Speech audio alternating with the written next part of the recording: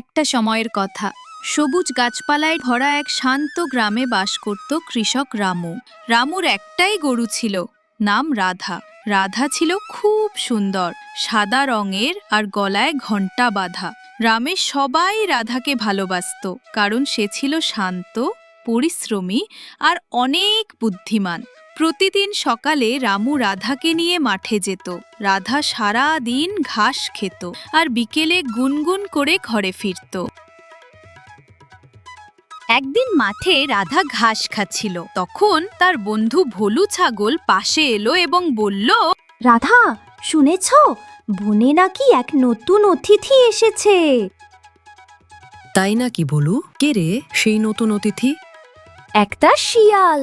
সে বলে সে নাকি সাধু হয়েছে, সবার খুব উপকার করে। শিয়াল আর সাধু, মনে হচ্ছে কিছু একটা গন্ডগোল আছে। রাধা ঠিকই বলেছিল, কারণ শিয়ালটা ছিল চালাক। সে আসলে ক্ষুধার্ত, গরুর দুধ খাওয়ার লোভে গ্রামে ঢুকেছিল।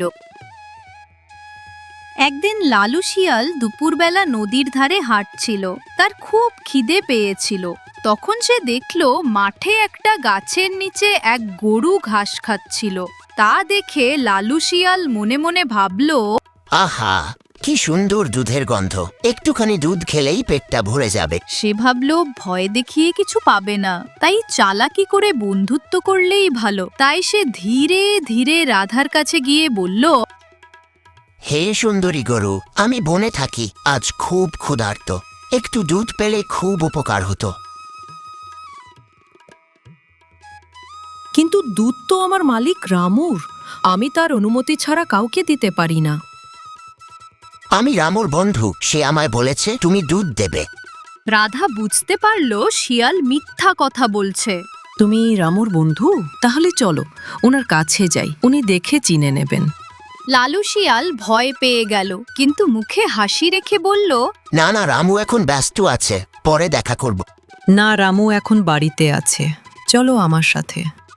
এই বলে রাধা হাঁটতে শুরু করলো, আর শিয়াল বাধ্য হয়ে পেছনে হাঁটছে। রাধার ভোলু শিয়াল যখন গ্রামের রাস্তা দিয়ে আসছিল, তখন গ্রামের বাচ্চারা হাসছিল এবং বলছিল, ওই দেখো, একটা গরু শিয়ালকে টেনে নিয়ে যাচ্ছে। এই রে, বাচ্চারা তো আমাকে দেখে হাসছে, এবার তো আমার সর্বনাশ। তারা কিছু দূর যেতেই রামু কৃষকের সাথে দেখা। রাধা, এটা কে? খুব চেনা চেনা লাগছে। বাবু, এই শিয়ালটা বলে তুমি নাকি এর বন্ধু।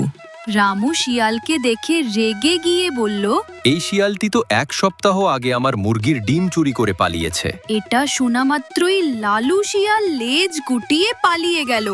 আর তখন রাধা হাসতে হাসতে বলল, যে মিথ্যা বলে সে একদিন ধরা পড়েই যায়।